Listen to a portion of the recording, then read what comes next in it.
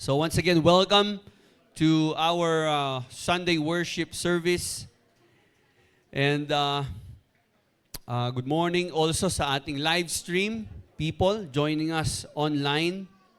And I believe God is going to give us another revelation this morning. So before we begin, tayo po ay manalangin muna, no? Let's all bow our heads in prayer. Lord, we thank you for this morning. We thank you for your presence. Salamat, Panginoon, sa inyo pong katapatan sa aming buhay.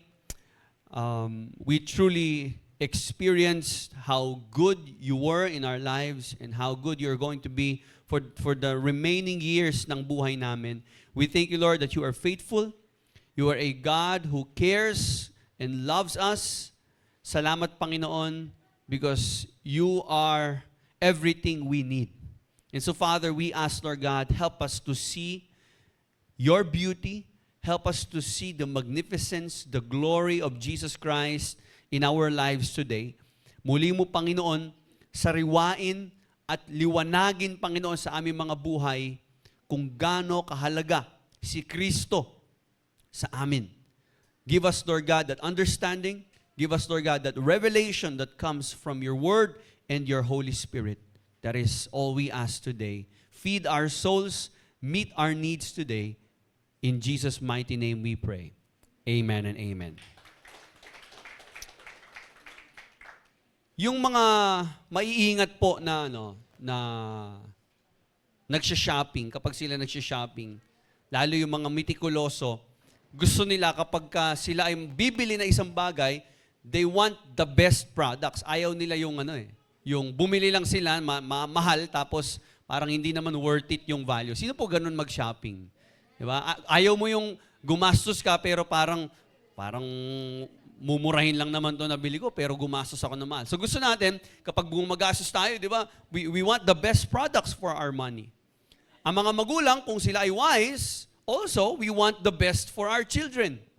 Gusto natin ma-experience nila ang the best. Yung kanilang katawan, yung kanilang isipan, yung kanilang nourishment, yung kanilang needs, lahat gagawin natin para po mabigay ang the best sa kanila.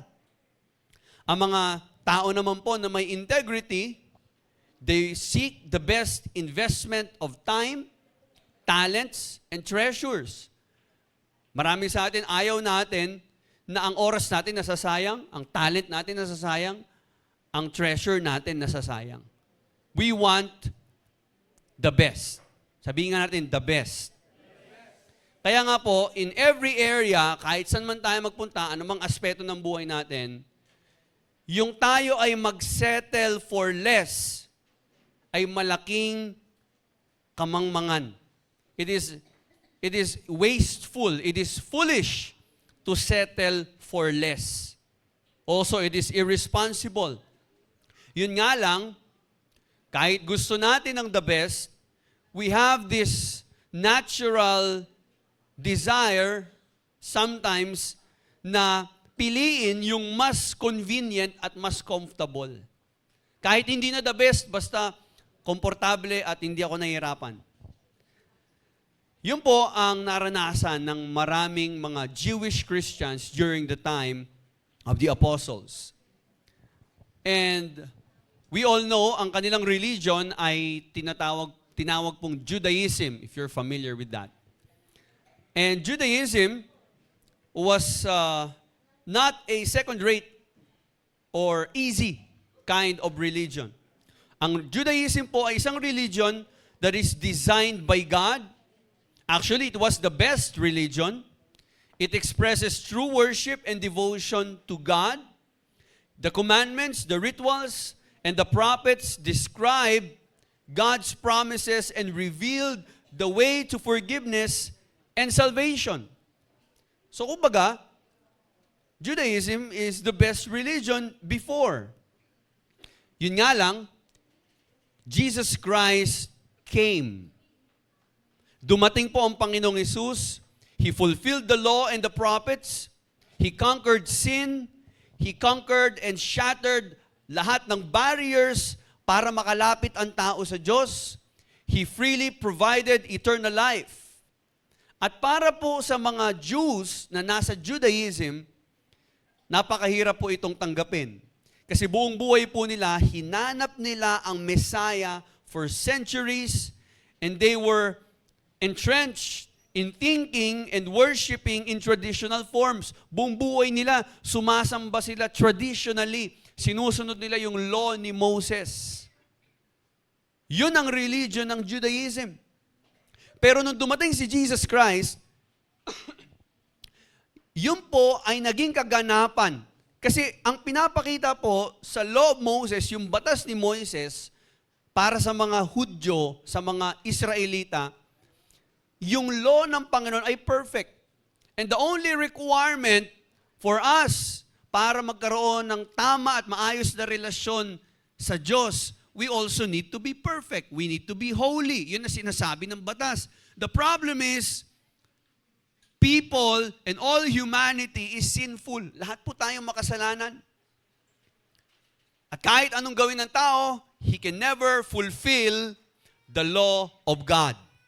Pero yung mga bagay na hindi kayang i-fulfill ng tao, nung dumating po si Jesus, na-fulfill niya po yun para sa atin. At siya rin po ang naging kabayaran para sa ating kasalanan, para tuluyan talaga tayong ma-reconcile sa Diyos. So para sa mga Jewish people na nasa Judaism, ang hirap tanggapin na kailangan ko lang manampalataya kay Kristo. Buong buhay ko, tinuro sa akin, bata pa lang ako, hanggang ngayon, pag malaki na ako, matanda na ako, ang tinuro sa akin, para ako makalapit sa Diyos, kailangan masunod ko ang kautusan ni Moises. Dahil yun ang kautusan ng Diyos, para ako talaga magkaroon ng buhay na walang hanggan. Kaya ang nangyayari, may mga na-born again po ng mga Jews, may mga na-born again ng mga Jewish people. So, tinawag sila mga Jewish Christians. Yun nga lang, yung iba hindi nila matanggap si Jesus ng buong buo. At dumating pa ang matinding persecution at mga trials, and they are tempted to go back doon sa kanilang dating relihiyon. Imbis na magtiwala kay Jesus, gusto nilang magtiwala uli sa relihiyon nila. Parang mas madali kasi yun eh. Na maraming mga tao, nagtiwala na kay Kristo. No, kasi ang ibig sabihin na magtiwala ka kay Kristo, ibig sabihin, inaalis mo na ang tiwala mo sa relihiyon mo. Ano ba tinuturo ng relihiyon? Lahat ng relihiyon sa mundo, isa lang naman tinuturo. Ang tinuturo niyan, lahat ng bagay na kailangan mong gawin para makapasok ka sa langit. Pero ang tinuturo po ng Bible, ang tao, kahit anong gawin niya sa sarili niyang kakayanan, hindi niya kayang pumasok at pumasa sa standard ng langit. Kailangan po natin si Jesus. So kung ikaw, kapatid, totoong nilagay mo ang tiwala mo kay Kristo para sa kaligtasan mo, hindi pwedeng babalik ka pa doon sa dating relihiyon, sa sistema, sa tradisyon na susundin mo yung mga ritual at yung mga utos. I'm not saying na walang utos na dapat sundin kapag naging Christian ka na. The point is, hindi ka na lang nakadepende at umaasa sa sarili mong pagsunod. Umaasa ka at tumitingin ka sa ginawa ni Kristo para sa iyo. Sinusundan mo siya. Kaya nga sabi, Ephesians chapter 2, verse 8 to 9, for we are saved by grace through faith, not by works, so that no man can boast. It is a gift of God. Ibig sabihin, hindi po tayo naliligtas ng ating mga gawa. Tingnan natin yung verse 9. Ano sabi ng verse 9? Not of works, upang hindi makapagyabang ang tao. Kasi kung sa works tayo depende, pagdating sa langit, kaya ako nakapasok ng langit kasi nagsimba ako eh. Kasi ginawa ko to eh. Ako, nasunod ko to eh, kaya nandito ako eh. Magyayabang ang tao eh. Kaya nga po, ang kaligtasan po ay regalo ng Diyos. Kasi ang katotohanan po, ang tao, wala siyang kakayanan na mabago ang kanyang sarili, mabago ang kanyang buhay. Hindi niya kayang masunod ang Diyos. At yun, ang isa sa mga struggle ng mga Jewish Christians noon. That's why, this epistle, itong Book of Hebrews ay naisulat po para doon sa mga Jewish Christians na parang natutok sa nila, balik na lang tayo sa religion natin, balik na lang tayo sa Judaism. Kasi ang daming trials eh. Yung mga dati nating kasama sa Judaism, galit sa atin ngayon kasi nagtiwala tayo kay Kristo. Balik na lang kaya tayo doon para wala na lang away, para wala na lang gulo. Yun yung struggle nila during that time. At ang nangyari, yung iba, they tried to live a hybrid faith. Alam niyo yung ibig sabihin na hybrid? Ibig sabihin, parang ngayon, may mga hybrid na sasakyan. Fuel, tsaka electric. So parang itong mga Jewish Christians, gusto nila hybrid yung faith nila. May faith sila kay Christ, pero may faith din sila sa religion nila. Hindi naman po masama ang Judaism, yun nga lang, sabi nga ng isang apologetics teacher, Judaism is just incomplete Christianity. Kasi ang Judaism, ang kumukumpleto nito ay si Jesus. So when you put your trust in Christ, you no longer need religion. You need Christ. Because religion does not save you. Religion can teach you many things. Pwede kang turuan ito na maraming magagandang bagay, na magagandang asal, magagandang utos na dapat mong gawin, dapat mong sundin. Pero ang nagbabago po ng buhay at nagliligtas sa atin, sa kasalanan at sa kapahamakan ng impyerno ay si Jesus Christ. And today, we will look at this document that was written to Jews that is struggling with their new faith. Nahirapan sila magtiwala kay Christ. Kaya po ang mensahe po na mababasa natin sa Book of Hebrews, ang sinasabi lang nito, Jesus is better. Ba't babalik ka pa sa Judaism? You already have Christ. Ba't babalik ka pa sa relihiyon? May Kristo ka na eh. Christ is supreme, Christ is complete, Christ is sufficient for our salvation. So today, join me as we begin a new series in the book of Hebrews. And we're going to entitle this series, Anchored in Christ. Everybody say, Anchored in Christ. So sa mga susunod po na mga linggo, we will be focusing on this book. Basically, this is a letter. Ito po ay sinulat. Sabi ng ibang mga scholars, this is a letter that was written based sa pagkakasulat nito. Iniisip nila si Paul ang nagsulat, but actually hindi talaga, unknown talaga yung author nito kung sino man ito. So, meron ba nakakakilala sino nagsulat ng Hebrews? Wala. Pag meron, taas nyo lang po kamay nyo, pakilala nyo po sa akin kung sino. So mahirap. Sabi ng iba, si Barnabas, marami silang mga hula pero hindi talaga na-determine kung sino ang author nito. Okay? So dito tayo magpo-focus sa mga susunod po na linggo. I don't know kung kaya natin ito matapos in just a month dahil medyo, I think this is, ilang 13 chapters. So, okay, try na, baka mga 2 months, no? O syempre, hindi naman ako lagi yung preacher, so maaari abutin to ng 2027. Okay? So, ano ba ang overview nitong Hebrews? Just an overview. Yung mula chapter 1 hanggang chapter 10, ang pinag-uusapan po doon, pagbabasahin nyo po, makikita nyo, mula chapter 1 hanggang chapter 10, it talks about the superiority of Christ. Pinapakita doon kung bakit higit at angat si Kristo sa lahat. Bakit siya mahalaga? Why is Christ superior? At pagdating naman sa chapter 10 verse 19 hanggang chapter 13 verse 25, you will see and that the author is talking about the superiority of our faith in Christ. So, it talks about bakit si Kristo mahalaga at bakit mahalaga na ilagay mo ang tiwala mo kay Kristo. Kasi gusto nang bumalik ng mga Hudyo sa Judaism dahil hindi naman sila sigurado. Yung persecution nandun. And sometimes nangyayari din po sa atin yan. Marami po mga believers are also tempted to fall back to their old religion. Balik na lang ako sa religion ko, balik na lang ako sa Catholic, balik na lang ako sa ganito. Kasi parang di ko naman sigurado kung ano bang mangyayari sa akin.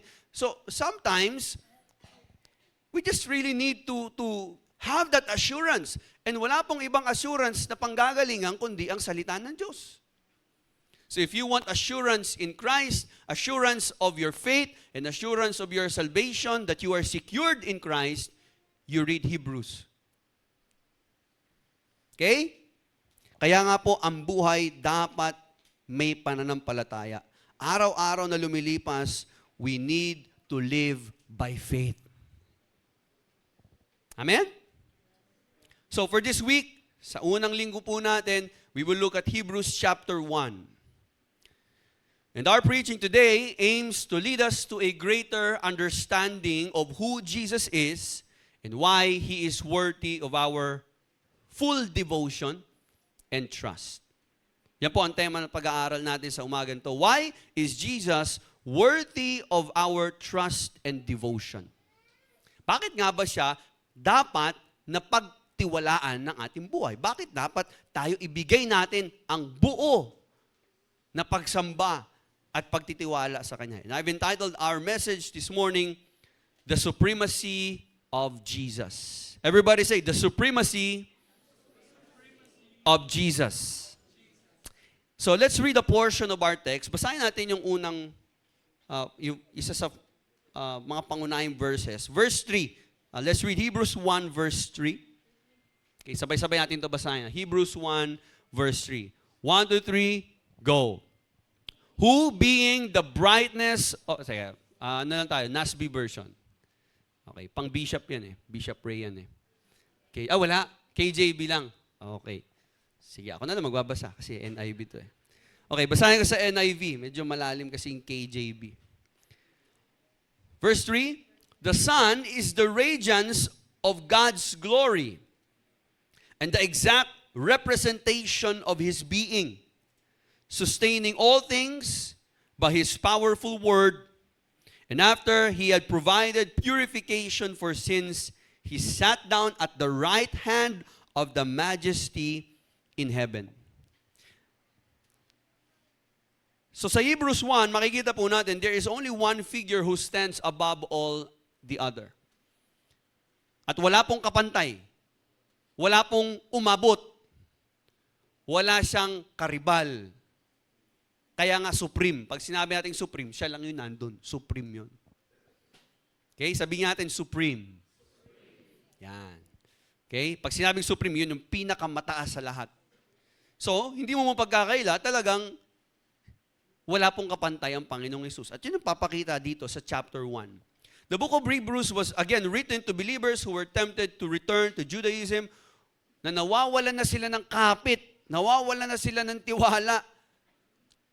Okay? Hindi nila makita yung greatness ni Christ. Kaya po ang writer nito ay nagpakita ng isang napakatinding declaration na magpapakita sa kanila at nire-reveal sa kanila why Christ is supreme.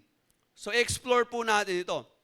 And it also answers why Jesus is worthy of our trust and devotion. Okay? So let's look at our text. Number 1, it tells us that Jesus is the final revelation of God. Okay? Jesus is the final revelation of God. Let's read verse 1 and 2. In the past, God spoke to our ancestors through the prophets at many times and in various ways. But in the last days, He has spoken to us by His Son, whom He appointed heir of all things, and through whom also He made the universe. So, makikita natin dito, ang revelation, He begins by acknowledging that God has spoken to His people. Ang Diyos po, sa unang mga panahon, nung panahon po ng Old Testament, nandun na po ang kapahayagan ng Diyos. Nagpakilala na ang Diyos. Nagkaroon na, meron ng mensahe na binigay ang Diyos sa tao. Okay? Yun nga lang, ito po ay kumbaga partial revelation pa lang. Hindi pa full revelation. Kumbaga yung may utang sa'yo, ano pa lang, down payment pa lang. Hindi pa fully paid. Okay? So, ang revelation ay binibigay ng Diyos, ginamit niya ang mga prophets. Okay? For example, si Moses, si Elijah, si Isaiah, yung mga major and minor prophets, sila po ay nakatanggap ng revelation galing sa Diyos at ipinahayag po nila ito sa mga tao. Specifically sa Israel. At ito po ay naisulat din sa Bible. Makikita natin, it is also God's revelation. So ito po ay isang moment of divine encounter. Yun nga lang, hindi pa po kumpleto yun eh. Okay? But now, sinasabi dito ng author, Sinasabi ng text natin, God has spoken to us, to everyone, through Jesus Christ. So unlike ng mga partial revelation ng mga prophets, Jesus is the full, the final, the perfect Word of God. John 1:1, in the beginning was the Word. Sino yung Word? That was Christ. In the beginning was the Word, and the Word was with God, and the Word was God. In John 1:14, and the Word became flesh and dwelt among us. Meaning, Jesus Christ is the final Word. So kung meron ka mang hihingan ng testimonya o ng opinion o ng revelation, gusto mo ng salita na galing sa Diyos, si Jesus po yun. Yung buhay niya at yung kanyang mga tinuro. Jesus is the final revelation of God. Okay? Christ is the ultimate communication of God's will, purpose, and nature. Kumbaga, ang pinakamensahe ng Diyos, nakapaloob sa buhay ni Kristo. So again, sabi ko nga kanina, nangusap ang Diyos sa pamamagitan ng mga panaginip noon. Si Jacob, sa pamamagitan ng panaginip, in Genesis 28, si Abraham, si Moses, kinausap din ng Diyos at may mensahe din ng Diyos. Ang mga Jewish people ay very familiar sa mga bagay na ito, na ang Diyos ay nangusap sa mga ninuno nila. No? Kaya ngayon, sinasabi ng author, oo, may kapahayagan ng Diyos, may revelation ng Diyos sa mga ninuno natin noon at maraming paraan, kaparaanan ng Diyos na nangusap sa mga tao. Pero ngayon, si Kristo na yung mensahe. Si Kristo na yung final at kompleto na revelation ng Diyos. So kung gusto mo makilala ang Diyos, lumapit ka kay Kristo. Gusto mo talaga malaman, sino ba ang tunay na Diyos?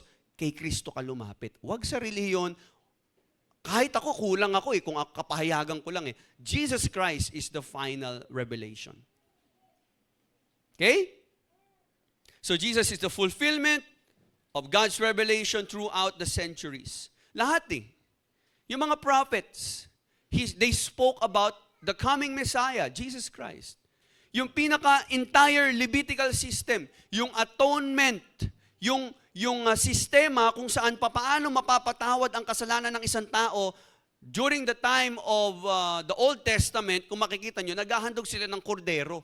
Di ba? Naghahandog sila ng mga tupa at dadalhin nila yung sa pari.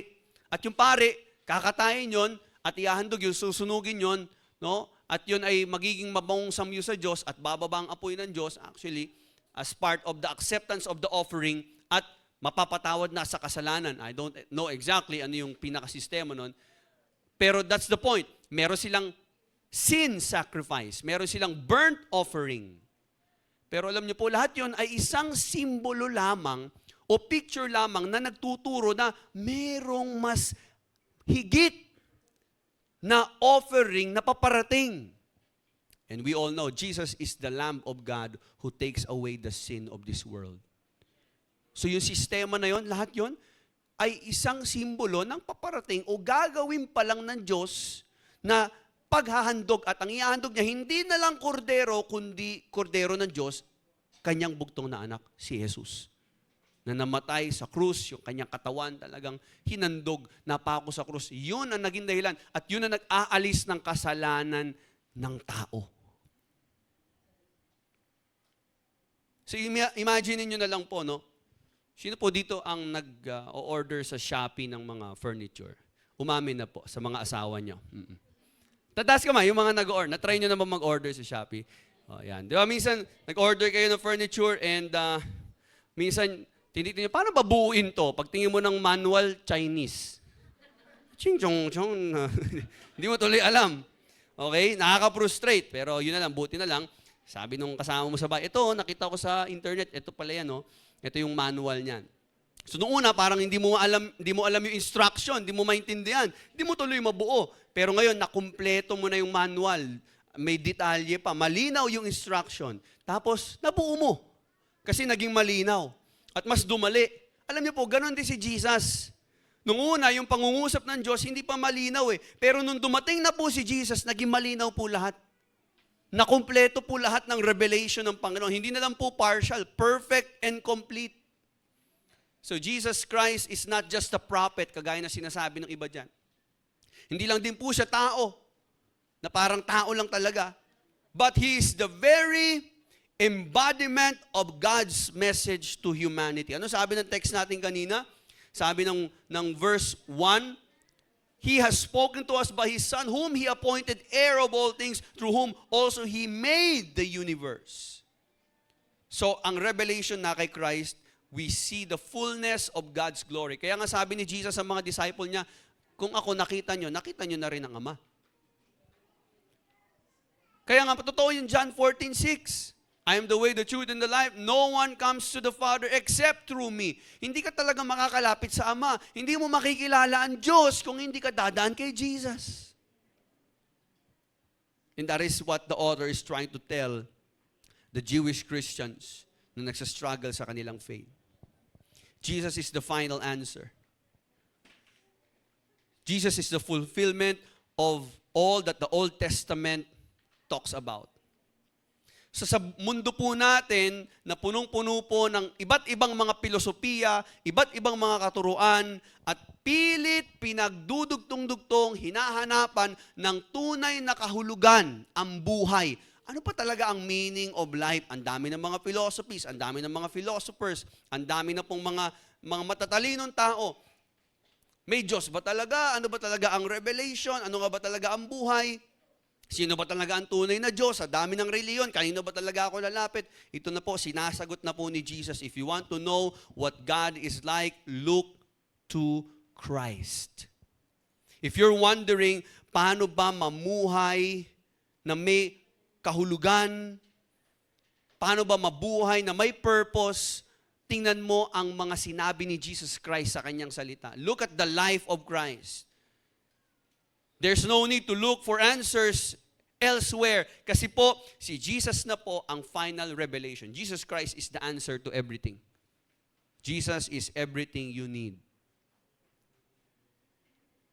Number 2, Jesus is the supreme creator. Nabanggit niya sa verse 2 na binasa natin kanina. Sabi diyan, whom He appointed heir of all things, and through whom also He made the universe. Jesus is the supreme creator. Bago pa po nagkatawan taong Panginoong Hesus, He already existed as part of the triune God. The Father, the Son, and the Holy Spirit, 3 in 1. Nag-exist na po sila kasama si Jesus sa creation. Hindi po nag-iisa ang Diyos Ama at lumikha siya ng Jesus. Yun ang tinuturo yung iba. Na si Jesus is also a created being. No, Jesus is not a created being. He is the creator. Amen? Yun po yung sinasabi ng verse 2. Balik tayo sa verse 2. Sige, kahit King James. Ano sabi ng verse 2? Look at your Bibles. Hath in these last days spoken unto us by His Son, whom He hath appointed heir of all things, by whom also He made the worlds, the universe, ang mga daigdig. Sa pamamagitan ni Kristo, si Kristo ay bahagi kasama sa creation. Kasi creator siya. Okay? At hindi lang yon, kaya din siya superior, kaya siya supreme. It's because, ang sabi ng verse 3, the Son is the radiance of God's glory, the exact representation of His being, sustaining all things. Ibig sabihin, pag sinabing siya ang nagsusustain ng lahat ng bagay, lahat na nangyayari sa mundo, kapag inalis mo si Kristo, magkakaroon ng kaguluhan. Kaya maayos at hindi bumabagsak ang mga planeta, kaya maayos at nagkaroon tayo ng tamang distance mula sa araw, kasi kapag inusog mo ng mas malapit ng konting-konti lang ang mundo, ang daigdig natin sa araw, masusunog tayo. Pag inusog mo naman, magyeyelo ang buong planeta. So lahat ng bagay ay nasusustain, yung oxygen level, hindi bumababa, nabubuhay tayo, maayos, nasa order ang buong universe. It's all because of Christ. Siya ang may hawak ng lahat ng bagay. Everything is being sustained by Jesus Christ. Kaya po siya supreme. Kaya po siya ang higit sa lahat. Kaya siya ang kailangan mo. Siya ang pinakamakapangyarihan sa lahat. sustaining all things by His powerful word. After He had provided purification for sins, He sat down at the right hand of the Majesty in heaven. So Christ is our Creator. Hindi lang po siya basta bahagi ng ating kasaysayan. He is the Creator of all things. Bago pa nagkaroon ng isip ang lahat ng tao, bago pa nagkaroon ng tao, nandyan na si Jesus. He already existed. This is a foundational Christian truth. Lahat na nag-exist ay nilikha ni Christ. John chapter 1 verse 3. Basahin natin.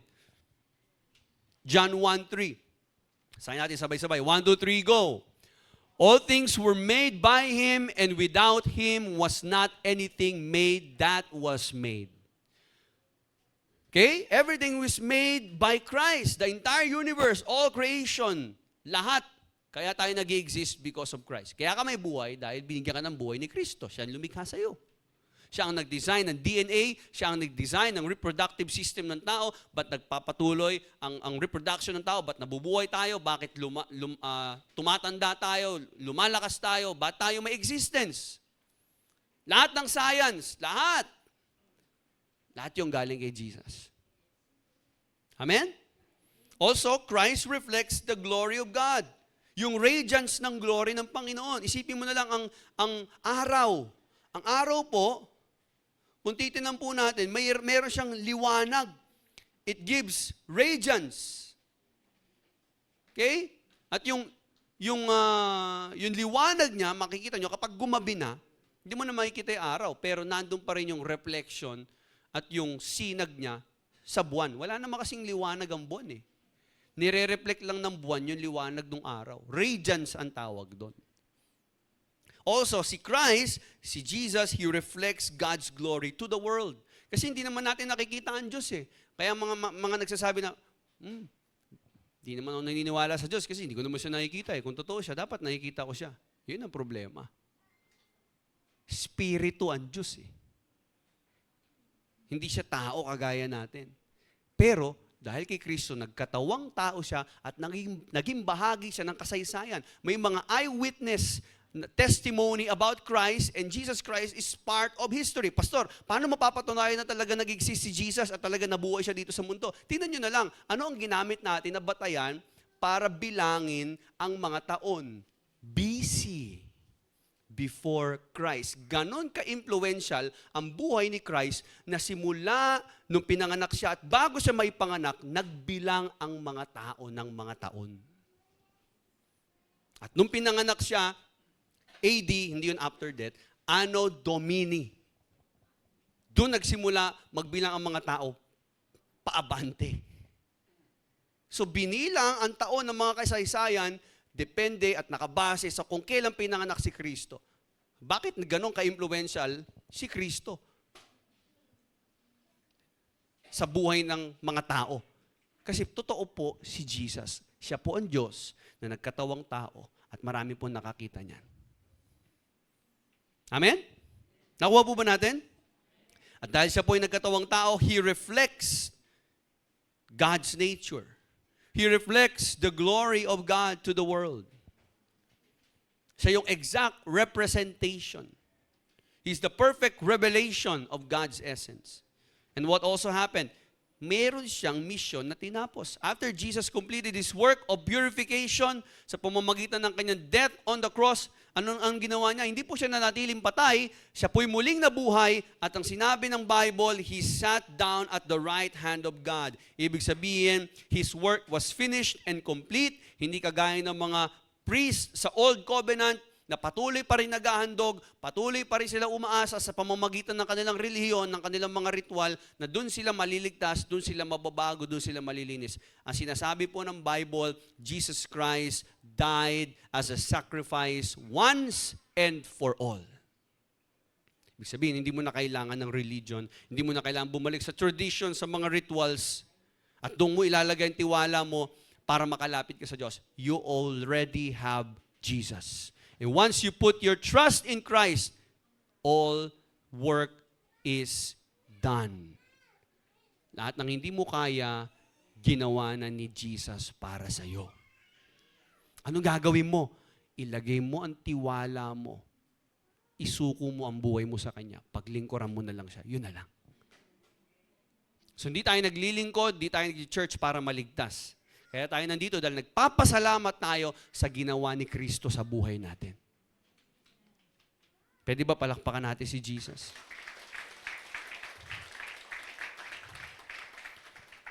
Pastor, ano naman po kinalaman niya sa buhay ko? Huwag mo alisin si Jesus at ang kanyang wisdom at ang guidance ng Biblia sa mga problema natin. Kapag may problema ka, wala pong expert, walang professor, walang doktor or lawyer or financial advisor na mas nakakaalam kung paano ka magkakaroon ng security at mapapabuti other than Jesus Christ. Yung talino ni Christ, higit pa sa mga tao na yan. So kung kailangan mo ng advice, ang una mo dapat lapitan ay ang Diyos. Talk to Him in prayer. Listen to Him in His Word. At sa panahon ng mga problema natin, ang magsusustain sa atin ay walang iba kundi ang Panginoong Hesus. Okay? Not only is Jesus the exact representation of God, He is God Himself. Sabihin ng iba, representation lang pala. Ibig sabihin, hindi siya Diyos. Hindi po, Diyos po siya. Nagkatawang tao. Hindi lang po siya tao. Diyos siya na nagkaroon ng pangalawang nature. Kasi yung unang nature niya ay Diyos. Nagkaroon siya ng pangalawang nature, human. Kaya si Jesus, sa Trinity, may dalawang nature. Dalawa ang kanyang nature. He is divine and He is human. Jesus is both God and human. Kaya po, Diyos po siya, hindi po siya tao lang, hindi na siya propeta. Kaya nga creator din siya. At kaya siya ang perfect revelation because He is God Himself. Okay? So pinakita ngayon sa atin ng Hebrews at pinakita ang saving power ng Diyos at creative power ng Diyos. Ganon siya ka-powerful. Ganon siya kamakapangyarihan. Kaya niyang lumikha at kaya niyang magligtas. In other words, yung kapangyarihan na nag-sustain at naging dahilan bakit nag-exist ang buong universe, yun po ang kapangyarihan na nanggagaling kay Jesus Christ. At kung nagdududa ka, talaga ba na sa pamamagitan ng ginawa ni Kristo, may power ba talaga ang cross kaya napatawad ako sa kasalanan ko? Kapatid, yung kapangyarihan na lumikha sa langit at lupa at sa buong sanlibutan, yun ang kapangyarihan na nagbago ng buhay natin. Kaya kung nagdududa ka pa kung binago ka na talaga ng Diyos, manampalataya ka dahil yung kapangyarihan na yun, kapangyarihan ni Jesus yun sa buhay mo. Yun ang nag-alis ng kasalanan mo. Yun ang nag-purify sa'yo. Inisip natin, Pastor, ang dami kong kasalanan eh. Mapapatawad ba ng Diyos yun? Simula pagkabata, makasalanan tao na ako. Ang dami, ang laki ng kasalanan ko. Kapatid, meron bang mahirap sa Diyos? Siya nga ang lumikha ng lahat eh. Sa pamamagitan lang ng salita, nilikha ng Diyos lahat. Nagkaroon ng buhay lahat. Ibig sabihin, makapangyarihan ng Diyos. At kaya niya rin, kung kaya niya i-handle ang sanlibutan, kaya niya rin i-handle ang kasalanan natin. Kaya niya ayusin ang buhay natin. He can, and He will forgive us when we come to Him through His Son. Amen? So Jesus is not just another religious figure na kagaya nila Buddha, kagaya ng mga Diyos, ng mga nasa Hinduism, kagaya nila Muhammad, kagaya ng mga iba pang mga prophets at iba pang mga kilalang mga religious figure. Iba po si Christ. Sabi mo sa katabi mo, ibahin mo si Jesus. No? Ibahin mo si Christ. Hindi si Christ yan. Ibang Christ yan eh. Christ disciple yan. Pero si Christ, ibahin mo. Hindi lang siya isa sa mga religious figures. He is the Savior, He is the Creator, He is the sustainer of all things. Di ba, bakit ganon? Kung yun pala, ang sinasabi ng Bible, siya pala ang Creator eh. Siya pala ang nagsusustain ng lahat ng bagay. Siya pala ang tagapagligtas ko. Naniniwala po ba tayo doon? Kung naniniwala tayo, bakit kapag may problema tayo, hindi tayo sa Kanya lumalapit? Kung naniniwala kang makapangyarihan ng Diyos, dapat sa Kanya tayo naghahanap ng fulfillment, ng purpose, ng meaning, ng solusyon. Amen? Kapag maraming demands at discouraged na tayo ng buhay natin, remember, Jesus holds everything together by His powerful word. And the same Jesus who created the world holds your life in His hands. Kaya hindi ka dapat matakot kasi yung Diyos na may hawak at nagsusustain at nagme-maintain ng buong sanlibutan para hindi magkagulo, siya rin ang may hawak ng buhay mo. Ba't ka matatakot? Paalala mo sa katabi mo, sabi mo, hawak ni Jesus ang buhay mo. Hawak niya nga ang buong daigdig, ikaw pa kaya? Amen? Pwede pa palakpakan natin ang Panginoon? Isang problema lang, parang feeling mo, bibigay ka na. Bakit? Wala ka ba Jesus? Hirap ba si Jesus na i-arrange, ayusin ang buhay mo? Walang mahirap sa Diyos. He is supreme. So in Christ, we see both the Creator and the Savior. He is not just one among the many. He is the only one. Through whom all things exist, at kaya po siya ay supreme over all creation. So ang tanong, ang challenge is Christ reflected? Yung sinasabi mong, yung authority na sinasabi ng Bible, yung kapangyarihan ng Panginoong Hesus, nakikita ba na tayo, ina-acknowledge natin yon? Kung paano tayo mamuhay. Do we really understand and do we really reflect the authority of Christ, the supremacy of Jesus? O baka naman mababa ang tingin mo masyado kay Jesus? Feeling mo hindi niya kaya. Wala nang pag-asa. Wala nang makakapag-ayos ang pamilya ko. Problemado na ako. Ano ba itong nangyari sa buhay ko? Kapatid, si Jesus lang ang kailangan mo. May sakit ka, kaya kang pagalingin ng Diyos. May problema ka, kaya ayusin ng Diyos yan. Hindi mo alam anong gagawin mo in the next 5 years. Confused ka, ano bang career ang titake mo, ano bang future mo, natatakot ka para sa pamilya mo, nababalisa ka, paano kami, paano mga anak ko, paano kinabukasan namin. Kapatid, hawak ni Jesus ang buhay mo. And He is supreme. So wag sana babaan ang tingin kay Jesus. Dahil siya ang pinakamakapangyarihan sa lahat. Amen? Number 3, Jesus is the eternal Son of God. What do you mean by that? Pag sinabing Jesus is the eternal Son of God, if you look to verse 5, kinumpare si Jesus sa mga anghel. Now you say, bakit pastor? Bakit mga anghel? Mamaya papaliwanag natin. Sabi ng verse 5, for to which of the angels did God ever say, you are my son? Today I have become your father. O, balik tayo ng verse 4 pala. Ayan. Verse 4 muna.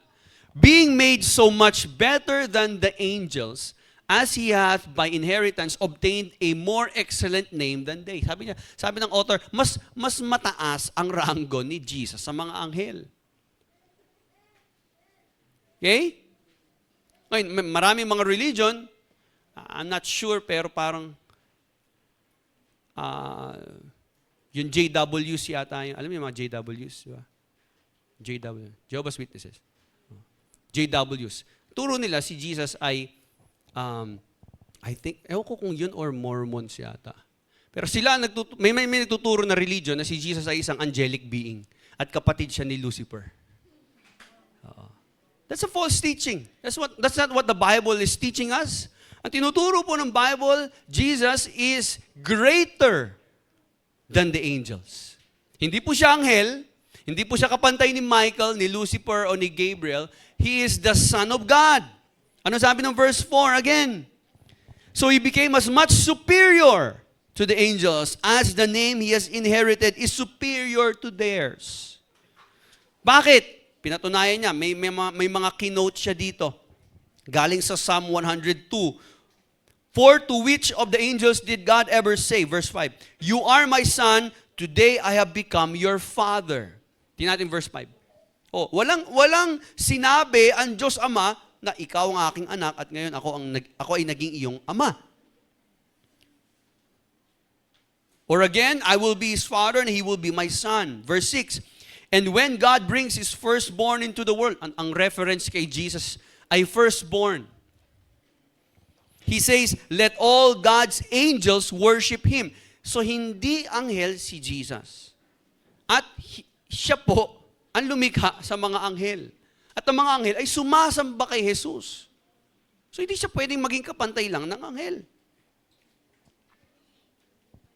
He makes His angels spirits and His servants flames of fire. But about the Son, He says, your throne, O God, will last forever and ever. A scepter of justice will be the scepter of your kingdom. You have loved righteousness and hated wickedness. Therefore, God, your God, has set you above your companions by anointing you with the oil of joy. In verse 10, He also says, in the beginning, Lord, you laid the foundations of the earth, and the heavens are the work of your hands. They will perish, but you remain. Sino tinutukoy doon? Si Jesus. They will perish, but you remain. They will all wear out like a garment. You will roll them up like a robe. The garment, they will be changed, but you remain the same as your years will never end. Sinasabi dito, ang Panginoong Hesus hindi po nagbabago. He is immutable. He is unchanging. He is eternal. So, yung tinutukoy po, yung word na firstborn, big deal po yan sa mga Jews. Kasi pag sinabi pong firstborn, according sa mga culture, sa culture nila, kung pag-aaralan mo yung kanilang kultura, kapag ikaw ay firstborn sa pamilya, you have the highest privilege, the highest rank. Ikaw may pinaka-karapatan para sa inheritance. Okay? Kumbaga sa pamilya, you're the firstborn. Okay? Kaya nga, kung mapapansin nyo, no? Yun ang culture ng mga Hudyo. At ginamit yon na reference ng author na si Christ ang firstborn among all creation. Ibig sabihin, tinutukoy doon na si Jesus ay higit sa lahat ng mga nilikha. Bakit? Kaya siya firstborn kasi siya nga yung lumikha eh. Okay? He was superior to any created being. Superiority, yung title pag sinabing firstborn son. Okay? So Jesus' authority is established over all creation. So dapat, wag sambahin ang mga nilikha lang higit sa lumikha. Dapat ang pagsamba dun lang sa lumikha, wag dun sa mga nilikha. Okay, bakit angels? Actually, in the early church, tinuro kasi nila, may mga nagtuturo ng mga panahon ng mga apostles, na po pwede lang daw makalapit ang tao sa pamamagitan ng mga anghel. So, ang ginawa ng mga tao during that time, possible, they worship, instead of worshiping God directly, sumunod sila sa mga false teachings na ito. At ang sinamba nila ay mga anghel. Kaya kinokontra ngayon ng author yon. At sinasabi ng iba, si Jesus is the highest angel of God. Alam niyo po, yung itrato mo si Jesus at sabihin mo si Jesus ay isang pinakamataas na anghel, demotion yon. Kasi hindi po siya anghel. Diyos siya. Jesus is not a superior angel in any case. And angels are not to be worshipped. Angels should not be worshipped. So, kung meron ang tao, okay, listen, kung meron tayong mas pinapahalagahan, sinasamba, sinusunod, at pinaglalaanan ng panahon, oras, pagmamahal, at mas pinaglilingkuran natin, higit kay Kristo, kahit sino pa yan, pastor, propeta, okay, tao, anghel, o sino mang mga bayani na mas iniaangat mo higit kay Kristo. Idolatry yun. Jesus is God and He alone deserves our worship. Angels are just servants. Kaya nga, sabi ng author ng Hebrews, sinabi niya ba sa mga anghel, you are my son? Kanino yung sinabi yun? Kay Jesus lang niya sinabi yun. Kay Jesus lang sinabi ng Diyos yun. Na you are my son, today I have become your father. Jesus is the son, and He is not an angel.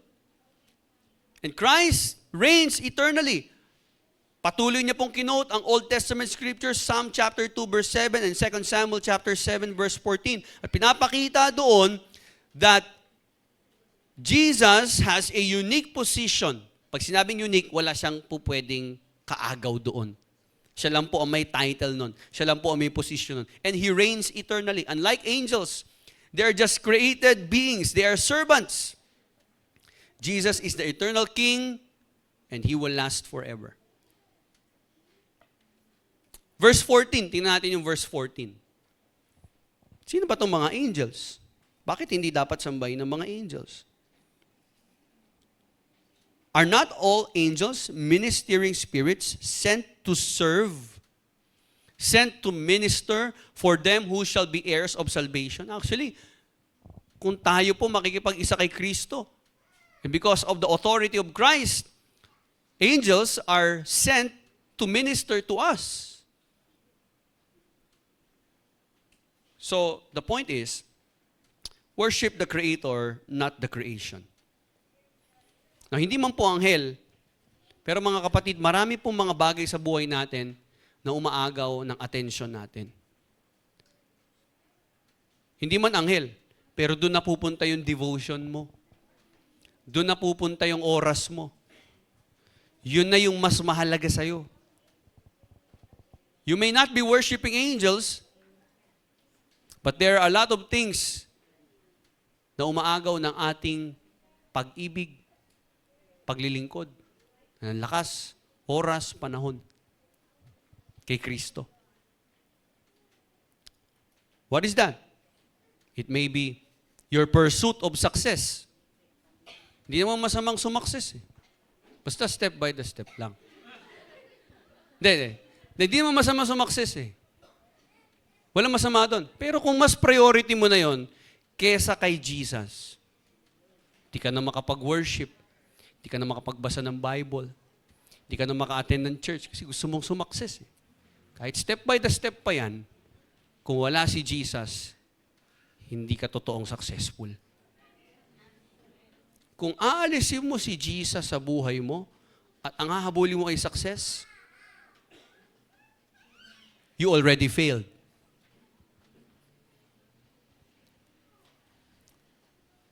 What else? Your desire for approval. Meaning, gusto mong tanggapin ka ng mga tao. Mas gusto, yun na yung habol mo eh. Anong tingin ng tao sa akin? Ano ba image ko sa mga tao? Doon ka na lang nakafocus lagi. Yung desire for worldly power. Gusto mo magkaroon ng kapangyarihan, ng posisyon. Pero lahat po ng mga bagay na yon, material na bagay, lahat yan.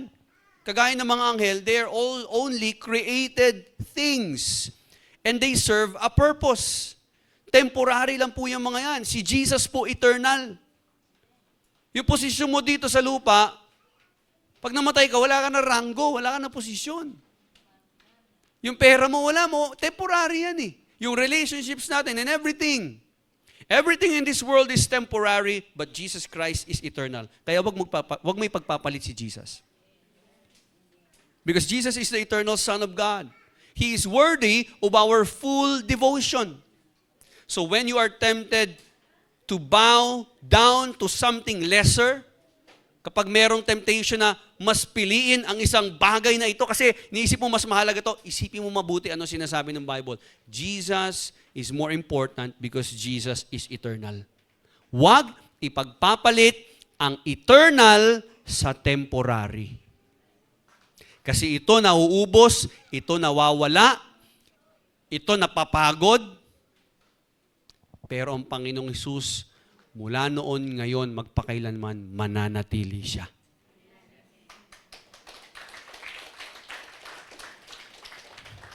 Huwag mo pagpapalit yon. So when we spend more time on ourselves rather than serving Christ, we treat ourselves, we are just a creation. Ibig sabihin, pag mas marami ka ng oras sa sarili mo kaysa kay Jesus, you are simply saying, you are more important than Jesus. Kailangan ko ito eh. Kailangan pagandaan ko future ko. Kailangan ko kumita. Wala masama doon. Kailangan ko magkapera. Kailangan kong buhay ng pamilya ko. Kailangan ko ito. Pero kapag, ikaw naman po nakakaalam niyan, kapatid eh. Kapag mas mahalaga na sa'yo ito kesa kay Jesus, ibig sabihin lang nun, ito to. Alisin na po natin yung alamat ng wala akong time. Yan. Alisin na natin yun. Alamat lang yun. Sabi mo sa katabi mo, alamat lang yun. Hindi yun totoo. Okay? Wala akong time. Bakit? Lahat ng importante, binibigyan natin ng time. Pansinin niyo, kapag ang tao, alam niyang malapit na siyang kunin ni Lord, nagkakaroon ng time sa prayer. Diba? Nagkakaroon ng time sa Bible. So, pwede pa tayo mag-Bible study sa bahay. Nung niyayaya siya nun, wala akong time eh. Trabaho ako eh, may pasok. Tara, church tayo. Dali niyo ako sa church. Akala ko ba wala akong time? Marami na. Konti na nga lang yung time ko eh. Diba? Bakit? Kasi kapag malapit na siya mamatay, doon niya nare-realize kung ano yung talaga mahalaga. Meron bang namatay sa naghihingalo at alam niya malapit, tinaningan na siyang doktor, alam niya malapit na siya kunin ni Lord. Sinisip niya, saan ba pwedeng magnegosyo? Hanapan mo ako ng pwesto dyan. Diba? Pwede ba, hanapan mo ako ng chicks dyan. Wala eh. Ang iniisip nila, Diyos. Kasi alam nila, kapag namatay sila, wala silang ibang madadala kundi sarili nila. At kung wala silang relasyon sa Diyos, hindi sila kilala ng Diyos. Takot. Kaya hindi totoo na wala kang time. Kapatid, lahat ng bagay na binibigyan mo ng time, importante sa'yo. At kapag wala kang time kay Jesus, ibig sabihin, hindi siya importante sa'yo. Tara, mag-Bible study tayo. Tara, mag-life group tayo. Wala akong time. Ibig sabihin, hindi importante sa'yo. Amen? Hello? So when we regard our finances rather than our faith in Christ as the basis of security, kasi mas secured ka kapag marami kang pera, kaya mas after ka doon. Kapag doon mo nilagay ang security mo, ibig sabihin, you give higher status to earthly resources rather than God. Ibig sabihin, sa buhay mo, mas nakikita mo talaga mahalaga ang earthly security. Kapatid, ang totoong security wala dito sa mundo. Ang totoong security po, nasa Diyos. Magtiwala ka sa Diyos kasi ang Diyos, eternal, hindi nagbabago. Lahat ng bagay sa mundo na pwede mo makuha, posisyon, rango, promotion, pera, kayamanan, possessions, lahat po yan temporary lang. Trust God who is eternal. Amen? So review natin. Why is Jesus worthy of our trust and devotion? Ano sabi ng text natin? Number 1, Jesus is the final revelation. Number 2, Jesus is the supreme creator. Number 3, Jesus is the eternal Son of God. So if we're going to summarize today's message, ito po yung sinasabi ng Diyos sa ating lahat. Don't doubt. This is our big idea. Don't doubt. Christ is the final word, King and Creator, the truth confirmed. Ibig sabihin, wala pong ibang truth, walang ibang Christ, walang ibang revelation, walang ibang King, walang ibang Creator, kundi si Kristo. Magdududa ka pa ba? Don't doubt Christ. Huwag mong isipin na hindi niya kayang alisin ang lahat ng mga paghihirap mo. Huwag mong isipin na hindi niya kayang ayusin ang buhay mo. Huwag mong isipin na hindi niya kayang baguhin ang magulang mo, ang mga anak mo, ang pamilya mo. Huwag mong isipin na imposible yan, imposible yan. Walang imposible sa Kanya because He is supreme. He is the final word, our King, our Creator. At kung nagda-doubt ka ba, tama ba itong pinasok ko? Tama ba itong tinuturo? Tama ba itong pinasok kong fellowship? O baka naman mas tama itong religion na to o mas tama ito? Ito na po ang sinasabi ng Bible. So don't doubt. Christ is the final word, King and Creator, the truth confirmed. So pinakita po sa atin ngayon ng writer ng Hebrews ang isang magnificent picture of Christ. He's the final revelation of God's will. Ano ba ang kalooban talaga ng Diyos sa buhay ko? Bakit ba ako nabuhay? Bakit ba ako nandito sa mundo? Look to Christ. Look at His life. Look at His teachings. Study His life. Tingnan mo naging buhay niya. Tingnan mo yung mga tinuro niya. Ano yung mga sinabi niya? Paniwalaan mo. Panampalatayanan mo. Yun ang kalooban ng Diyos para sa'yo. Because He is the Creator, He is the sustainer of all things. He's the supreme ruler over all creation. So paano tayo dapat mag-respond sa glory ng ating tagapagligtas?